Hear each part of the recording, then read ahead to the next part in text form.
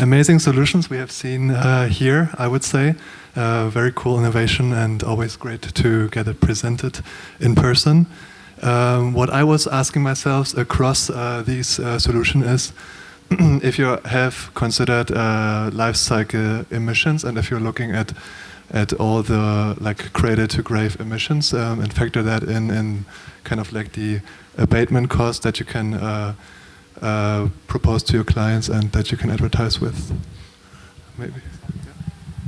We have done the calculations, and of course, in hydrogen world, it depends what kind of hydrogen you use. If it's a green hydrogen, then the I don't know how many percentages compared to the diesel generator. If it's grey hydrogen, so basically hydrogen made out of fossil fuel, then it becomes, of course, comparable to the fossil fuel. Well, I don't have right now all the numbers, but just to let you know, like a big number of Arrecife, we can provide electricity from the 22 kilowatt unit to at least 30 families. So I don't know the CO2, but I believe it's a good number just to let you know how much power can we provide.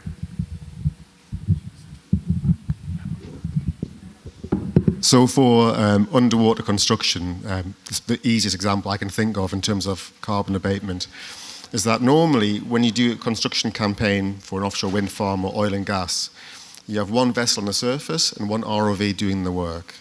And in the worst case scenario, if you can provide backup power to the ROV, you can count the number of tons of oil that you didn't waste because you've got backup power, okay? But in the best case scenario, if you were able to provide an ROV with onboard power, rather than having one ROV to one vessel, how about 2 ROVs, or 3, or 4, or 5 to one vessel? This is a game changer now. Not only are we saving the tons of carbon per day, but we're talking about getting rid of vessels entirely from the offshore construction projects. This is going to be huge.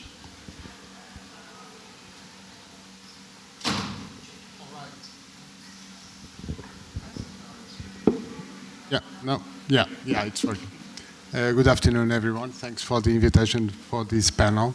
So first of all, representing Hitachi, and it's fantastic to see all the motivation of these different startups when you are presenting and showcasing the different aspects of your business. It's really very, very interesting. Myself, I'm coming from a startup world, so I know very well what is to be on your position.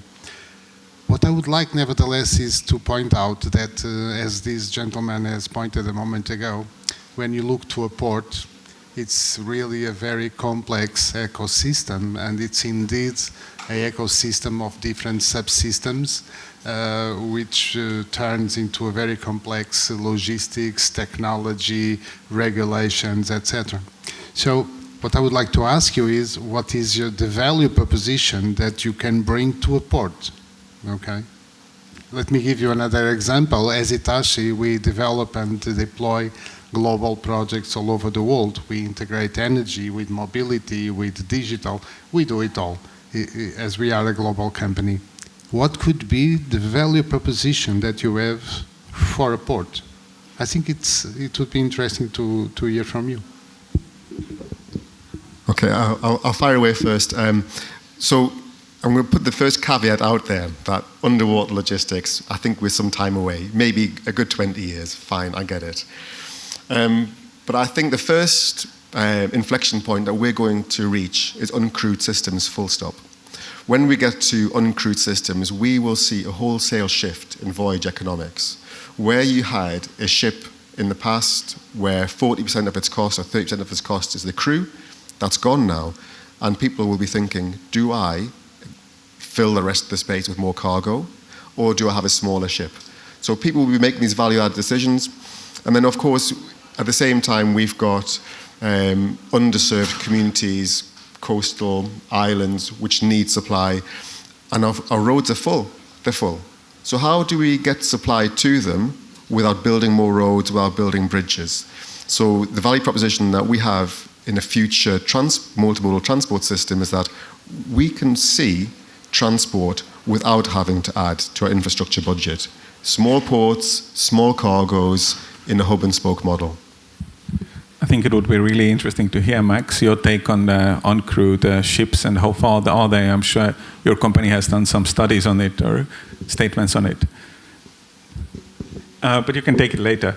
Answering to your question, I think our most unique proposition, USP for the ports is probably the green kind of green offering for off-the-grid places.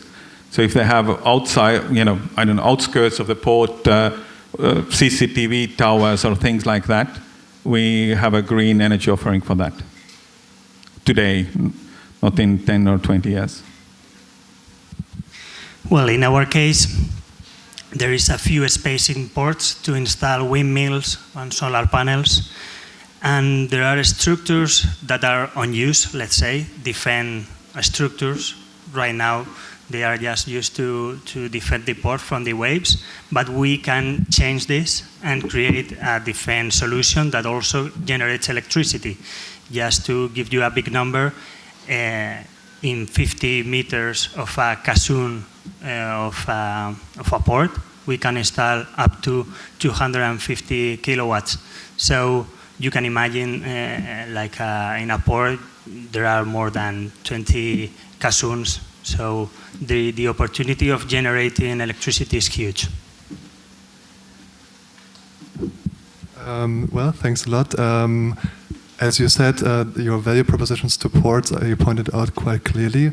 As you may know, ports and logistics environments are very slow-moving in most areas and are also dominated by very large businesses. What's your secret sauce to work with these large companies? How do you sell to them? What's maybe one tip you would share with the corporates here in the room, but also with the other startups? I think there is this thing we call in the Nordics grit and persistence. The Finns call it sisu, but I think persistence is probably what I found from the startups as the key thing when working with large corporations. If they throw you out from one window, you climb in from the other one, right? Well, maybe I can continue. So, we started in 2016 and we get 500,000 euros. So we have been surviving for nearly 10 years with a small budget. So we are not afraid of suffering the time, and the slow movement of the ports. But of course, we need to raise more money. But of course, there is a huge problem with the slow velocity of ports. So we were lucky, as in the Basque Country, there are test sites for wave energy. So thanks to that, we were able to convince ports to do more tests. And as they maybe see that there is a test site and the environment is so good for us. Yeah. So for us, I don't know if there's much of a secret sauce. I think our engineering is very clever. But as a small company, we realize that our strength is that we are not tied down and we can flex. And when technology moves, we move with the technology together. Big companies, they might have to stick with existing technology because they've got budgets, they've got money at stake. So we move with the times, and we have a philosophy that if the technology doesn't suit the end use, we move on. So right now our battery packs use 21700 format cylindrical cells. These are the same cells that go into cars, and the reason that we choose these cells in particular is because we know if the next cell comes out and it's better, we simply change. Actually, one good addition to that is, coming from Estonia, everybody in the world has been talking about the digital state and how far the country is. It's because there was no old legacy technologies in the 90s when the country became independent.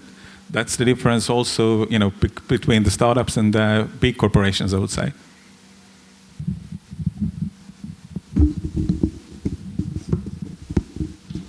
Do we still have time for another question? Right. So, Some challenges that we see as a corporation is people are coming to us asking for data centers underwater for the cooling purposes, right? When you think about data centers, think about big infrastructures, you think sometimes about ports, and eventually you could think about some of your offerings, right? How can you provide a solution for that? Are you doing any work on that field? Yes, we are doing work on underwater structures. For deploying an underwater data center, it's no different to deploying anything else underwater. We think about the same things. I see in general a much greater engagement with the seas, full stop. Data centers is definitely one. We're tapping into a very growing industry. It's already huge and it's showing no signs of slowing down. But similarly, we've also got underwater minerals that people want to mine. We've got energy we want to harvest with wave energy converters. With 2/3 of the world covered in the sea, I can see underwater technology is only ever going to be a rising need along with the rising seas. Yeah. I mean, we don't do energy yet underwater. But data centers is definitely one really, really interesting thing on the map. We started off from smaller scale, as you saw, the portable generators. And these are, starting off from 400 watts or 1 kilowatt. They are a bit far from the data center. But at the same time, our technology is modular, so you can put them one after another, how many ever you want to. So it does kind of enables access to data centers, at least at one point, not today yet.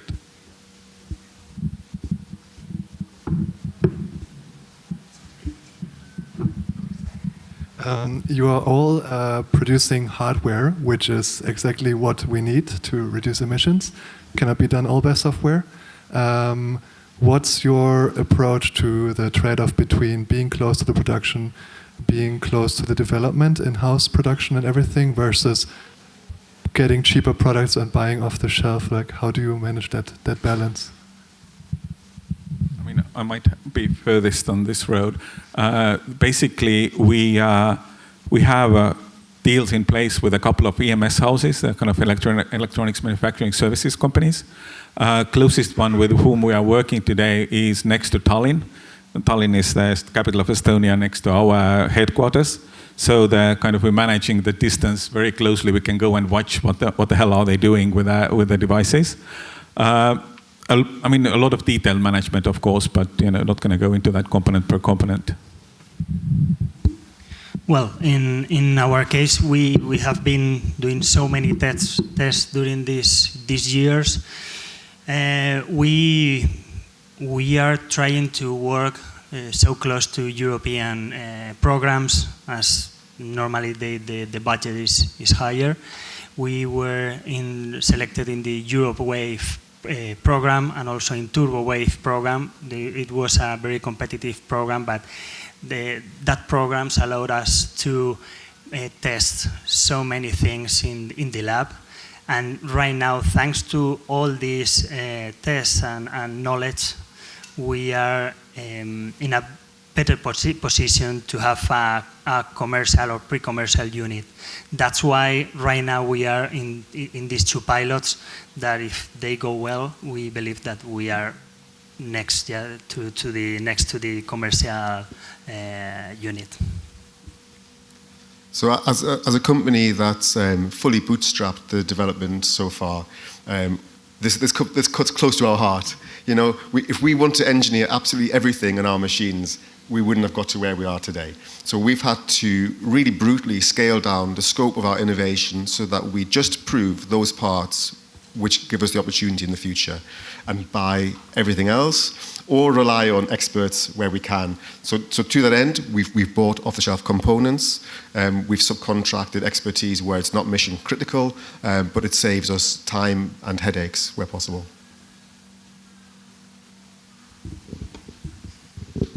Seems like you all found very smart approaches. One other question that interested me, you all were raising capital. What is the investor types you're looking for, and what should these investors bring to you except the capital? For us, somebody who is next to ports or the energy sector will be perfect, but also can be a steel manufacturer, somebody who deals with the ocean normally.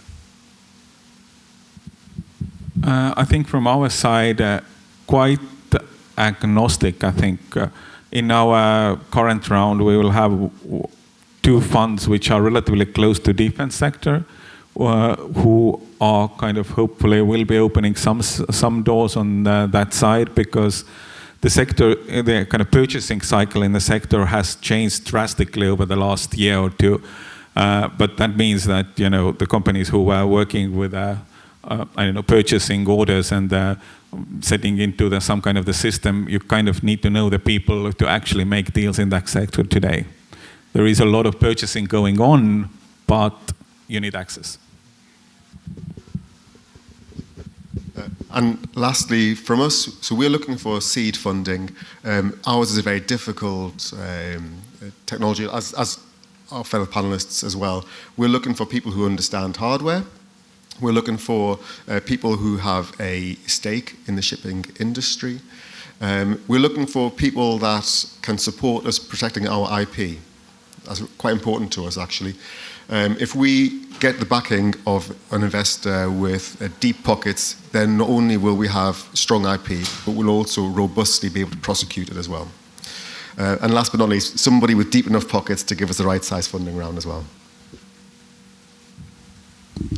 I just have a last question, because I think everyone wants to put that question. And how much is the investment that you are looking for? 1.15 million. Only? Euro. Only? Only. We look for the last 1.5 million of the 7 million round. So 5.5 is invested.